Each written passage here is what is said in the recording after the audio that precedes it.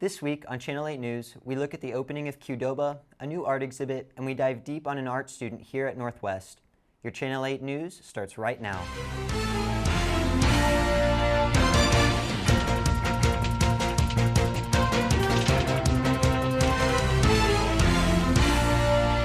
Thanks for tuning in to Channel 8 News, the show where we provide the latest news coverage on the Northwest Missouri State University campus and in the Maryville community. I'm Jillian Macnamara.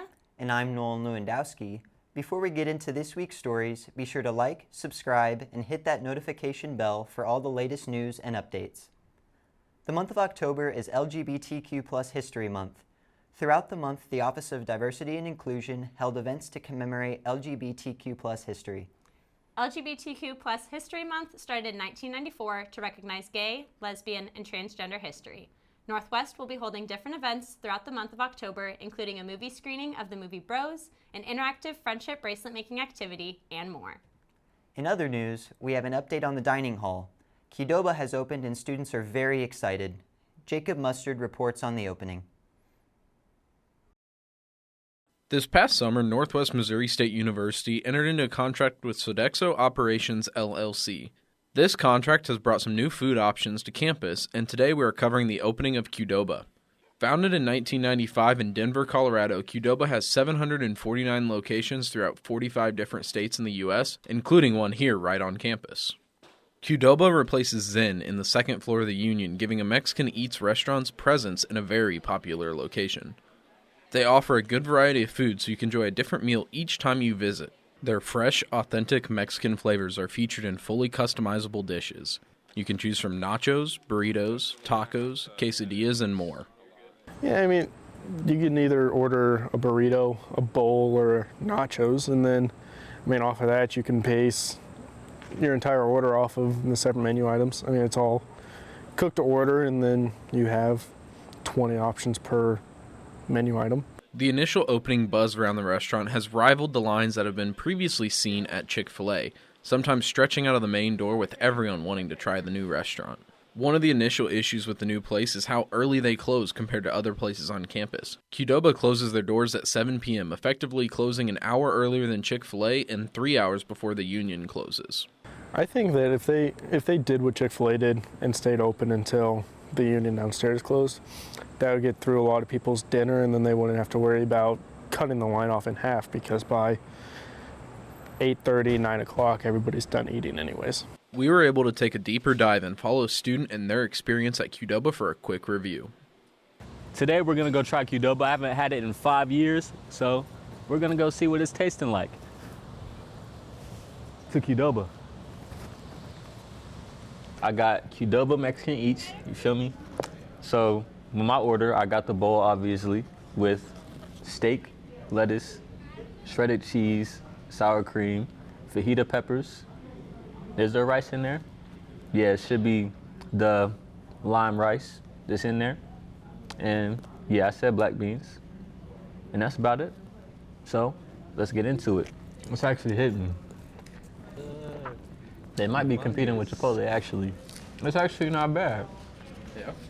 We got on-campus Chipotle. Qdoba Eats, it was pretty cool. It's mostly cool because it's convenient. Compared to Chipotle, Chipotle is like an 8.5 or a 9. Qdoba is like a 6.5. Maybe a 6, maybe a 7, depending on the day. Qdoba being a 6.5, the steak was good. The rice, it could be better. Now, the tortilla, good. I'm gonna finish this, by the way. Final thoughts, it's good. Will I go out of my way? No. But it's quality. Qdoba. For the stories that matter to you, I'm Jacob Mustard with Channel 8 News.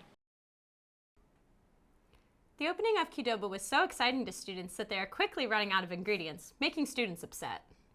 When we return, we'll be taking a look at the new art exhibit in the Olive Duluth Fine Arts Building and diving deep on the Northwest Missourian. You're watching Channel 8 News on KNWT. Unlike other organizations on and around campus, here, the students do it all. KNWT is a student-run and student-produced television station. To support this content, you can go to our YouTube channel at KNWT Channel 8. And watch the latest shows or even enjoy blasts from the past. Hey, nice job on the analysis of the game last week. Oh, thanks.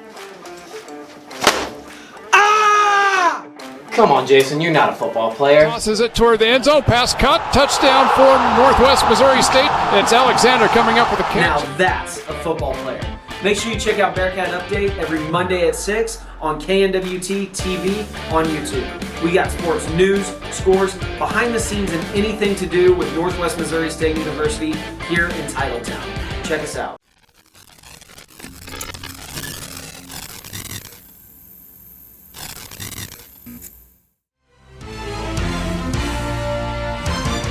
Welcome back to Channel 8 News. There is a new Twiggy Cercy art exhibit in the Olive Duluth Fine Arts Building. There was a lecture prior to the opening of the exhibit. Dominick Ocampo got the scoop. On Monday, September 25th, Northwest alumnus Twiggy Cercy held a presentation at the Olive Duluth Fine Arts Building in room 244. There, they went into depth about their post-Northwest endeavors as well as gave great advice to prospective artists who attended the event. So my presentation was about, like my journey in art making and life in general, but then also, kind of the evolution of the work and my concepts throughout time. My name's Twiggy Cercy, pronouns they, them. I went here in undergrad, so I graduated in 2020 during pandemic times, and then went straight to the Pennsylvania State University where I got my master's in fine arts. After touching base on their work as well as talking about their timeline during and after Northwest, Cercy went into a little about what artists really should know about post-graduation. The process of living as an artist and making an income as an individual artist or as a person, because universities is like the perfect place to learn this kind of thing, because you don't necessarily get taught in class how to make an income as an artist. No one's going to teach you that, how to piecemeal your income together. And so honestly, visiting artists were a really great resource for me when I went here. And so I just wanted to make sure to give them kind of what I think they need to make it in the future. I caught up with audience member Cleo Wills to see what she was able to get out of the speaker. It's really interesting to hear about people who've gone to this school because I'm here. So to see that they have made it out and succeeded is inspiring, I guess, because sometimes I'm I don't know what I'm doing. Then to hear someone who made it out and they also are kind of I still don't know what I'm doing. It's I don't have it figured out. We also had a really good grasp of ideas, which is something that I like to have in my art. So I don't know, just to see somebody else kind of doing the same things that I'm doing kind of makes me feel like I'm going the right way, I guess. To wrap up, Cercy wanted to give parting words to any artists who are looking to make a living in the art-making industry. To make whatever they want and to be themselves, basically, because it's all I've done is just blindly believe in myself and, be a little selfish about it, but no one's going to do it except for you. Twiggy Cercy's art will continue to be on display in the Olive Duluth Gallery all the way through October 13th. For Stories That Matter to You, this has been Dominick Ocampo at Channel 8 News. In other news, this week the Northwest Missourian rounded out the month with a special issue for Suicide Awareness Prevention Month. Let's take a look at what they covered. Editor-in-Chief Sydney Lowry reported that during the Board of Regents workshop on September 7th, the growing need for mental health resources and treatment was discussed. Vice President of Student Affairs, Matt Baker, talked about how since the pandemic, there has been a change in resilience among students when dealing with problems, although mental health has been a conversation on college campuses for at least the last 30 years. Kathleen Harner, Missourian reporter, covered some of the events that Behavioral Sciences Association will be holding. Two events are Paint and Sip and I Will Listen. Paint and Sip is a fundraising event where students can paint and have non-alcoholic drinks, and the art will be displayed on campus. This event will raise money for I Will Listen. I Will Listen is an event aimed at reducing the stigma surrounding mental illness and promoting discussions about mental health disorders. Lastly, Wesley Miller, managing editor, covered mental health and athletes. Miller found that in 2021, the NCAA conducted a survey and found that overall 72% of athletes constantly or most every day felt overwhelmed in the fall of 2021. Many athletes and coaches discussed the importance of taking care of their mental health while continuing their sport.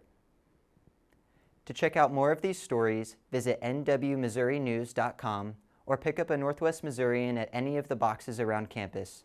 When we return, we will be diving deep with a live interview with one student on campus. You're watching Channel 8 News on KNWT TV. Oh man, I gotta go. Alrighty. Hey, where do you go every Saturday? Oh, I go film my show. You know, the show I host with KNWT, where we, do something new with a guest from around campus each week. It kind of pertains to their job or activities that they do. Yeah, sorry man, I don't get it. I don't know, man. It's loosely related. Hey, welcome back to Loosely Related. I'm your host, Jackson Weddle. This week we dive deep into the Matrix and find the code through the walls. Compare the anime and manga of Jujutsu Kaisen and even have a huge update on the writer's strike in Hollywood. Catch all that and more on this week's episode, Wednesdays at 6 p.m. on Nerd Central.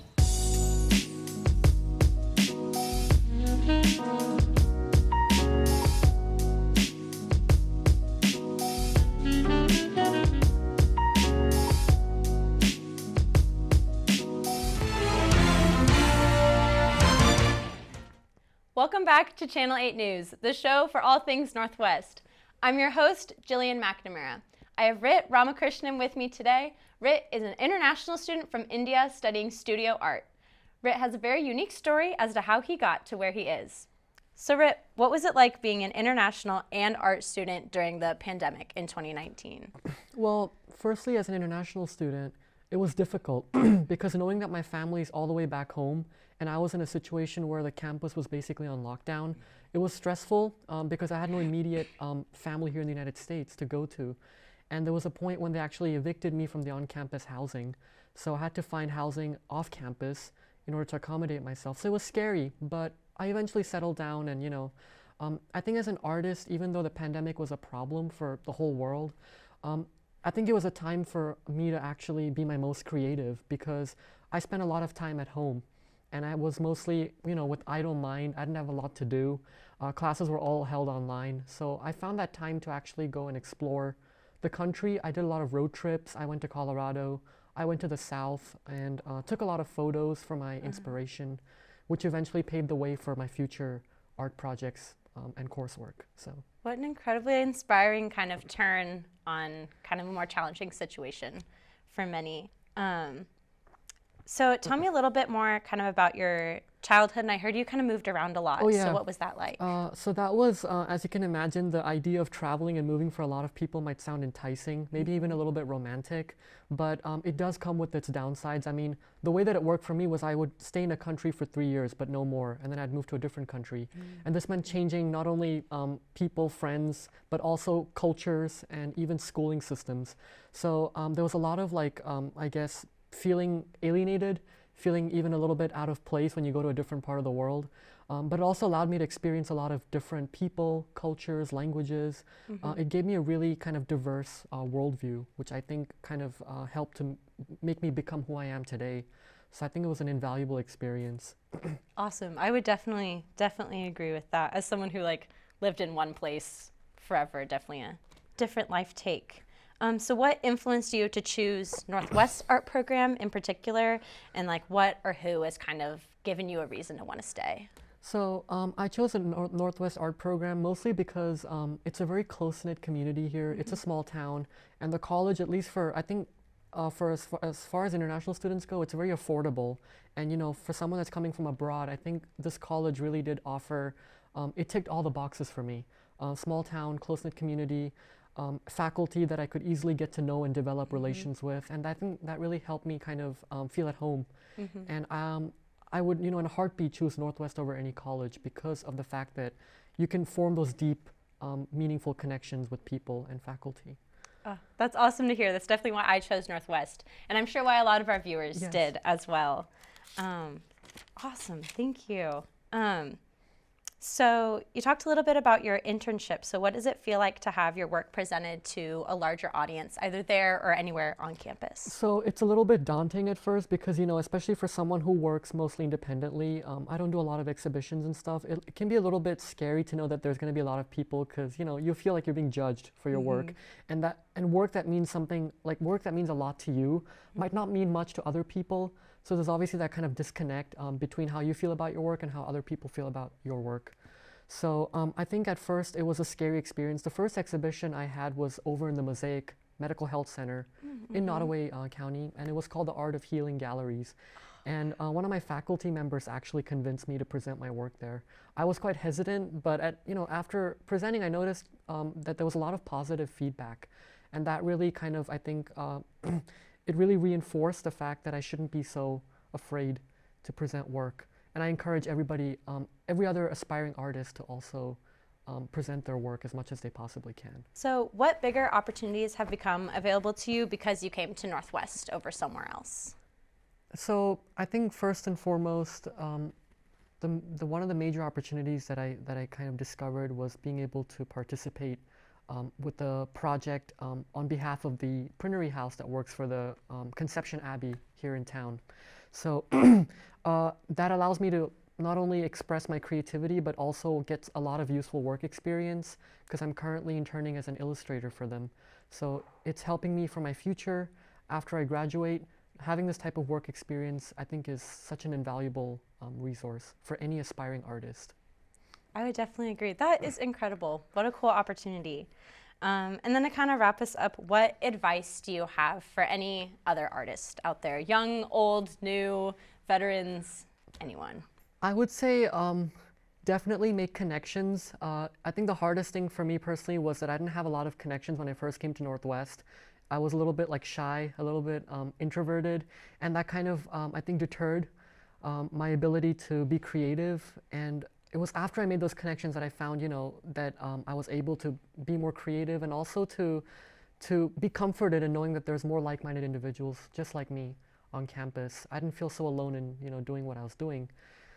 And also at the same time, it paved the way for a lot of opportunities. The more connections you have as an artist, the more open you are to opportunities. So I can't express just how important that was. So that's the advice that I would give.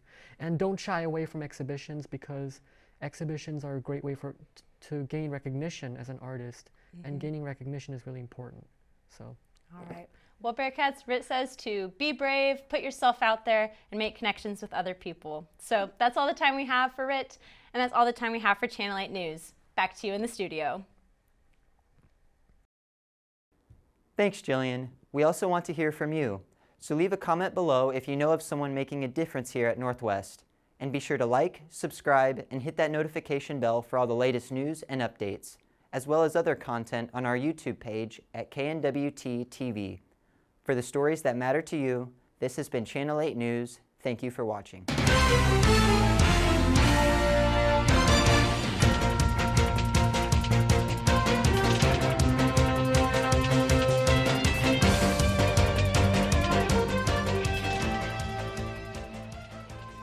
Click those 2 videos on the right to watch some of our content as well as our past episodes. And don't forget to like, subscribe, hit that bell, and follow us on all our platforms.